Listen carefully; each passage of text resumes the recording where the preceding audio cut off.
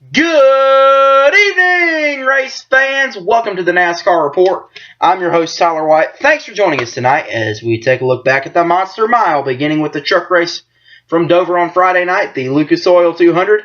Tyler Reddick, the 19-year-old from California, picks up his second career victory. Congratulations, Tyler. Daniel Suarez second, Eric Jones third, Daniel Hemrick fourth, Matt Crafton fifth, Ben Kennedy sixth, Ryan Blaney seventh, Brandon Jones 8th, Johnny Sauter 9th, and Tyler Young 10th. Tyler Reddick last year ran a part-time season with Brad Keselowski Racing, sharing that number 19 Ford with his boss, Brad Keselowski. This year it was announced that he was going to run the number 19 full-time, and in his very first race as a full-time driver, picks up a win at Daytona. But fans still believe that was going to be the only, or critics I should say, they believe that was going to be the only race he was going to win this year. But what they didn't know, he ran very well on the mile and a half. Had a nice top 10 finish at Atlanta. Almost won Kansas. Would have won had the fuel mileage strategy played out in his favor. And had a nice top 10 finish at Charlotte. But Martinsville was a rough race for him. Martinsville was not his best race. And Dover is a short track. So going into Friday night's race, nobody predicted him to win. But I'll tell you, prepare to hear that name for a long time, folks. Tyler Reddick. Prepare to hear that name for a long time. You're going to hear a lot about this kid. I say he's going to be a serious threat for the championship in the next few years. Tyler Reddick will be a future Camping World Truck Series champion. That is my bold prediction, folks. Now, we had a bit of a controversy on Friday night. Jennifer Jo Cobb got out of her truck while the caution was out. What happened was Tyler Reddick was trying to lap Jennifer Jo Cobb. Although the television replays probably didn't look like it, but she believed Tyler Reddick tapped into her and wrecked her. She got out of her truck right before the safety crews could get there and just got out there and voiced her displeasure with Tyler Reddick. Now, as you know, NASCAR rules say you must wait until the safety crew get there to get out of your car or truck, and you cannot whatsoever walk on the track while the cars or trucks are in motion. That rule was made after the incident last year in Canandaigua, New York. I pronounced that right. When Tony Stewart accidentally ran over Kevin Moore Jr. Kevin Moore Jr. got out of his car to show his displeasure with Tony Stewart, and Tony Stewart accidentally ran over and killed Kevin Moore Jr. Of course, that was an accident. Which, here's what I think NASCAR should do with Jennifer Jo Cobb. Fine her and suspend her for 3 races. I mean, there is no excuse for you to risk your own life just because you're pissed. Excuse me for my language, but that is the truth. I mean, I understand she's mad. I understand it's a heat of battle. I understand that's what goes on in NASCAR. It goes on all the time. But still, you cannot do that. That could have killed her. I mean, it's one thing to be angry. I understand she was angry. But, sweetheart, you can't do that. The trucks are in motion. You can't do that, sweetie. All right, a look at the Camping World Truck Series point standings. Matt Crafton, the points leader. Tyler Reddick, second. Eric Jones, third. Johnny Sauter, fourth. John West Townley, fifth. Timothy Peters, sixth. Cameron Haley, seventh. Spencer Gallagher, eighth. Daniel Hemrick, ninth. And Ray Black Jr., 10th. 3 guys this Truck Series Championship is going to come down to: Matt Crafton, Tyler Reddick, and Eric Jones. Matt Crafton, 2-time Truck Series Championship. First championship, 2013, only 1 win. Last year, he won the championship with 2 wins. 2013 was basically just an easy 1 championship, but last year was competitive between him and Ryan Blaney, and it's going to be competitive this year with him, Tyler Reddick, and Eric Jones. I think he's a serious threat to make it 3 straight championships. Tyler Reddick, 19-year-old from California. He's going for the championship in his rookie season. So Tyler Reddick is going to be a serious threat to win the Truck Series Championship in his rookie season. We saw Chase Elliott win the Xfinity Series Championship last year in his rookie season. I say Tyler Reddick has a good shot of winning the Truck Series Championship his rookie season.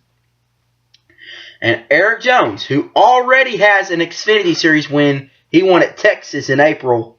I believe he's a serious threat to win the Truck Series Championship as well. He's failed to reach victory lane in the Truck Series, but I believe he will, and he'll probably win some more Xfinity races before the season's over with.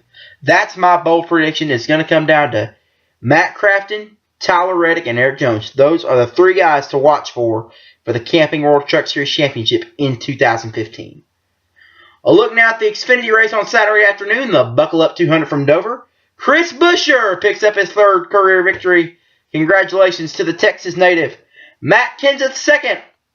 Regan Smith third. Austin Dillon fourth. Casey Kane fifth. Chase Elliott sixth. Brendan Gaughan seventh. Ty Dillon eighth. Eric Jones ninth. And Jeremy Clements 10th. Now I think Chris Buescher's win on Saturday was even more bigger than his other two career victories. Not because he took out his own teammate in the process of doing it, but I say it's more bigger because in those first two races that he won, there was no Cup Series regulars.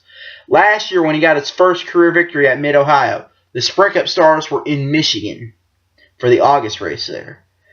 And when he won at Iowa a few weeks ago, the Sprint Cup Series just got done running the All-Star race the night before. So, what made this one even bigger? Sprint Cup stars were in it. You had Matt Kenseth, Casey Kane, and Austin Dillon. All three guys in the Sprint Cup Series. And Matt Kenseth, by the way, Sprint Cup champion. Won it in 2003, back when it was still the Winston Cup. The final time they used a point system before the chase was even invented. The last pre-chase champion, I should say. And this is why they put Sprint Cup drivers to run in the Xfinity Series. Make it more competitive, and it gives those Xfinity drivers a whole lot more to work on to win the race. So I think that will be one of the biggest wins in Chris Buescher's career. And for him to be in victory lane Saturday afternoon to say, I beat the stars in the Sprint Cup Series, that is truly special. A look now at the Xfinity Series point standings. Chris Buescher remains the points leader. Ty Dillon second, Chase Elliott third, Regan Smith fourth, Bubba Wallace fifth, Elliott Sadler sixth, Brian Scott seventh, Ryan Reed eighth, Brendan Gaughan ninth, and Daniel Suarez 10th. Two drivers this Xfinity Series Championship is going to come down to. Chris Buescher and Ty Dillon. Chris Buescher going for his first championship in his second full-time season. Ty Dillon also in his second full-time season. His brother Austin won the Xfinity Series Championship in 2013. And, of course, he won that in an unusual fashion by not winning a race. That was the first time ever in all of NASCAR history that a driver with no wins wins a championship in any of the top three National Touring Series. But I think Ty Dillon could be another... Austin and Ty Dillon, they could be another Bobby and Terry Labonte. You know, they could be the second brothers to win a championship in NASCAR. I believe there's a good possibility for that. Now, Chase Elliott, he has a lot of work to do before he could even count him as a championship threat this year. Last year, he won it his rookie year, but he's got a lot of work to do. He's got to win a race. If he wins a race, I'll put him back in the championship hunt for the Xfinity Series. That is my opinion. A look now at the Sprint Cup race Sunday afternoon from Dover, the FedEx 400. Jimmie Johnson, your winner. It's his 10th victory at the Monster Mile, becoming the 5th driver to have 10 wins at a single track. Richard Petty has 10 wins at Daytona. Darrell Waltrip has 10 wins at North Wilkesboro. David Pearson has 10 wins at Darlington. And Dale Earnhardt Sr. has 10 wins at Talladega. And it's also the 74th career victory for the 6-time Sprint Cup champion. Congratulations, Jimmy. Kevin Harvick second, Kyle Larson third, Casey Kane fourth, Eric Almirola fifth, Martin Truex Jr. sixth, Jamie McMurray seventh, Paul Menard eighth, Clint Boyer ninth, and Jeff Gordon 10th. Now, ever since Jimmie Johnson won that 6th Sprint Cup championship in 2013, the talk has been, can he get number 7 and tie Richard Petty and Dale Earnhardt Sr. for the most wins? Well, now that he has 74 career victories, there's another question. Can he tie or possibly break Dale Earnhardt Sr.'s record for the most career wins. Now, Richard Petty, we all know nobody is going to stop Richard Petty. No one's going to catch his record of 200 victories. You might tie his record for the most championships, but nobody is going to beat his record for 200 career wins. Dale Earnhardt, he is 6th on the all-time wins list with 76 career victories. Now, the last driver to ever come close to that record, the last driver to beat his record, I should say, Jeff Gordon, 2007. And the Earnhardt fans hated it. When Jeff Gordon tied Dale Earnhardt Sr.'s record for the most wins at Phoenix, it was back when they still had the night race there, and he held that number 3 flag up, fans didn't care. They still booed him. And then the next week, ironically enough, it was Dale Earnhardt Sr.'s birthday, and it was at Talladega, which is where he has more wins than anybody. Jeff Gordon breaks his record for the most career wins. And what happens? They didn't just boo him. They threw Coca-Cola cans, Pepsi cans, beer cans, toilet papers, virtually anything they could reach at his car. They just tortured him. They tortured his car. And all of a sudden, they had to arrest fans. 77 fans were arrested and got lifelong bans from both the Talladega Superspeedway and NASCAR. Expect the same reaction whenever Jimmy Johnson breaks the record, because there are still Earnhardt fans who hate Jimmy Johnson. I mean, they hated Jeff Gordon whenever he did that, and they're going to hate Jimmy Johnson if they do that.